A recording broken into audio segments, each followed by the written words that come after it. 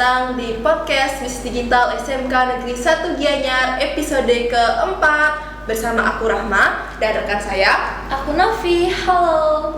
Oke, jadi hari ini kita kedatangan narasumber yang sangat luar biasa. Untuk kalian yang masuk jurusan DKV pasti udah gak asing lagi dengan wajah narasumber kita nih. Untuk itu kami persilahkan Bapak memperkenalkan diri terlebih dahulu. Baik, terima kasih atas waktunya. Perkenalkan, nama Bapak Imade Oka Susila, bisa dipanggil Pak Oka, selaku Kepala Program Keahlian Desain Komunikasi Visual di SMK Negeri 1 Gianyar. Baik Bapak, terima kasih. Untuk itu apa kabar Pak hari ini? Ya, kabar luar biasa. Oke, luar biasa. Semoga teman-teman yang lagi nonton juga lagi sehat ya, supaya bisa nonton sampai habis video kita hari ini. Nah Bapak, saya mau nanya nih, kan karena sekarang Bapak udah menjadi Kaprod DKV, mungkin teman-teman banyak yang penasaran sih DKV itu apa sih gitu. Jadi Bapak bisa jelaskan apa itu DKV atau Desain Komunikasi Visual?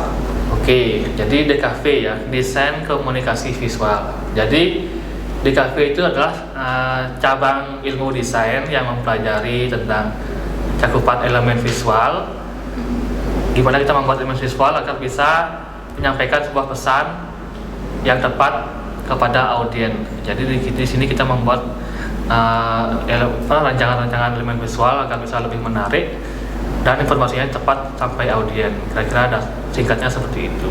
Oke Bapak. Nah, di desain komunikasi visual ini teman-teman tuh belajar apa sih di jurusan ini? Kenapa tadi bilang tuh untuk mendesain, untuk menyampaikan informasi yang lebih efektif gitu dengan menarik tentunya. Kira-kira pelajaran apa aja yang akan didapatkan teman-teman yang ingin masuk jurusan DKV? Nah, jadi pelajaran-pelajaran yang didapat di jurusan DKV ini, yang pertama itu ada dasar-dasar dari desain grafis sendiri. Kemudian juga prinsip-prinsip desain. Kemudian ada sketsa dan ilustrasi, di mana sketsa juga ada sketsa yang manual, menggambar manual, dan sketsa yang digital, membuat di padnya itu. Kemudian juga kita belajar komputer grafis, di mana di sana penerapan aplikasi desain seperti Adobe Photoshop, Corel Draw. Kemudian kita juga belajar fotografi, seperti sudut pandang pengambilan gambar, bidang pandang pengambilan gambar. Kemudian juga belajar videografi juga, gimana membuat sebagai konten kreator lah, gimana kita membuat konten kreator di sana untuk membuat media promosi. Jadi kira-kira itu cakupan yang kita pelajari di jurusan DKV. Wah, banyak juga ya Novi, ternyata pelajaran DKV itu sama seperti jurusan lainnya tuh ada banyak banget pelajaran yang harus dipelajari oleh murid-muridnya kayak gitu. Nah, tak kirain DKV itu cuma poster aja kan, ternyata ada fotografinya juga teman-teman. Jadi buat teman-teman yang mungkin nggak keterampilannya itu nggak menggambar, siapa tahu kalian bisa mempelajari videonya gitu atau fotografinya gitu. Jadi banyak banget cakupan keterampilannya. Oke Novi, mau nanya ke Pak Oka apa lagi nih? Tentu, sebelumnya izin untuk bertanya kepada Bapak. Iya. Kan dulunya itu DKV atau Desain Komunikasi Visual itu sering disebut dengan jurusan multimedia. Apakah antara multimedia yang dulu dengan DKV yang sekarang memiliki perbedaan tersendiri? Ya, memang betul. Jadi dulu tuh namanya jurusannya multimedia ya. Kemudian semenjak yang berubah dari kurikulum Merdeka, multimedia ini berubah menjadi DKV. Jadi ini dia lebih menjurus karena DKV itu lebih menekankan konsep estetika dan elemen visual, gimana membuat sebuah desain untuk menyampaikan informasi yang tepat dan efektif kepada audiensnya. Sedangkan multimedia itu cakupannya lebih luas, bisa ke lebih produksi film, video, artinya lebih banyak kompleks materi yang diajarkan di multimedia. Sedangkan di DKV itu lebih menjurus ke elemen visual estetikanya. Jadi ada menyampaikan informasi ke audiensnya gitu. Gimana membuat informasi itu lebih tepat dan semenarik mungkin. Sedangkan multimedia lebih luas, mungkin ke film broadcasting masuk ke multimedia. Sedangkan broadcasting kan tidak ada di DKV. Seperti itu. Iya. Desain. Lalu apakah ada keterampilan yang harus dimiliki seorang siswa yang ingin sukses dalam bidang DKV?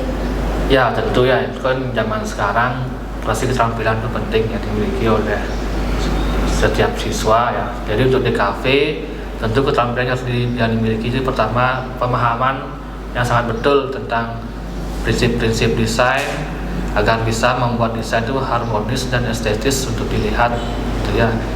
Kemudian juga pemahaman tentang penguasaan software desain, karena seperti ada mahir bisa menggunakan Adobe Photoshop, Corel Draw, kemudian untuk editing videonya Adobe Premiere, itu penguasaan software. Kemudian yang ketiga juga karena berada di ranah seni ya, jadi harus punya jiwa yang kreatif ya, dalam dia sisi kreatifnya harus ada di setiap siswa dalam membuat sebuah desain. Kemudian juga kemampuan untuk adaptif, karena kan zaman selalu berkembang, jadi siswa harus bisa adaptasi mengikuti tren yang ada, apa perkembangannya sekarang, dia harus bisa mengikuti. Nah, itulah DKV ya, memang harus adaptif dia. Selain itu juga paling penting adalah kemampuan komunikasi nanti ya, dimana dia bisa menyampaikan, mengkomunikasikan apa yang dia buat, sehingga bisa audien atau yang ditargetkan itu tertarik terkait desain yang dia buat. Itu kemampuan komunikasi juga penting sekarang. Seperti kalian kan ini komunikasi juga kan proses belajar di sini kan gitu ya. Itu emang soft skill yang harus digali terus. Kira-kira kalau misalnya Rahma nih nggak punya sisi seninya gitu, kira-kira kalau masuk DKV apakah sisi keterampilan seni Rahma itu bisa muncul setelah ngikutin DKV, apa itu memang harus dimiliki sebelum siswa itu memasuki jurusan DKV? Ya, sisi seni itu memang tidak harus dimiliki dari awal ya. Nah kan itu seiring berjalan waktu itu selalu bisa dipelajari ya.